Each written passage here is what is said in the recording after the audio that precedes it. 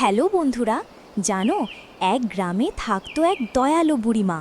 পরনে তার ধবধবে সাদা শাড়ি আর মনে একরাশ মায়া। বুড়িমা রোজ রাতে কিছু ভাত পানি দিয়ে রাখত সকালের পান্তার জন্য।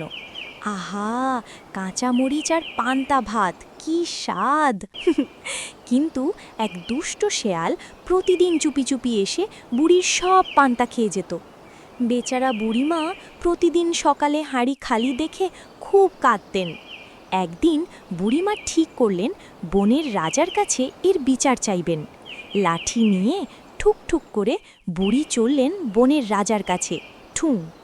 পথেই দেখা হলো এক চিমটি কাটা কাঁকড়ার সাথে।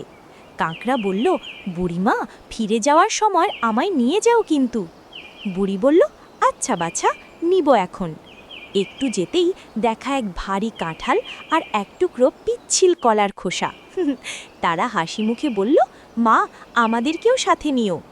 বুড়িমা একটু অবাক হলেন, তবুও তাদের ঝোলায় নিলেন।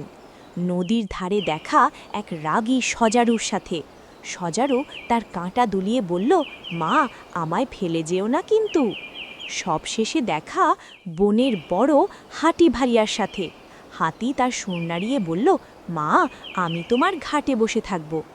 বুড়িমা বাড়ি ফিরে সবাইকে বুঝিয়ে দিলেন কার কোথায় কাজ। মাঝরাতে সেই চোর শেয়াল চুপি চুপি ঘরে ঢুকল। হুক্কা হুয়াহা সাউন্ড।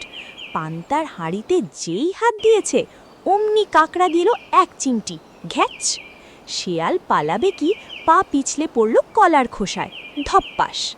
আগুনের কাছে যেতেই ওপর থেকে ধপ করে পড়ল ভারী কাঁঠাল, গুম! শেয়াল যখন দেয়াল বেয়ে পালাতে চাইল অমনি সজারু তার সব কাঁটা ফুটিয়ে দিল, আউচ! প্রাণ ভয়ে শেয়াল দৌড়ে গেল নদীর ঘাটে। সেখানে হাতি ভাইয়া তাকে সোঁড় দিয়ে পেঁচিয়ে ধরল। শেয়াল মাথা নিচু করে ক্ষমা চাইল, আর কখনো চুরি করব না গো মা। বুড়িমা শেয়ালকে মাফ করে দিলেন। এখন বুড়িমা আর বনের সব বন্ধুরা মিলে আনন্দ করে পান্তা খায়।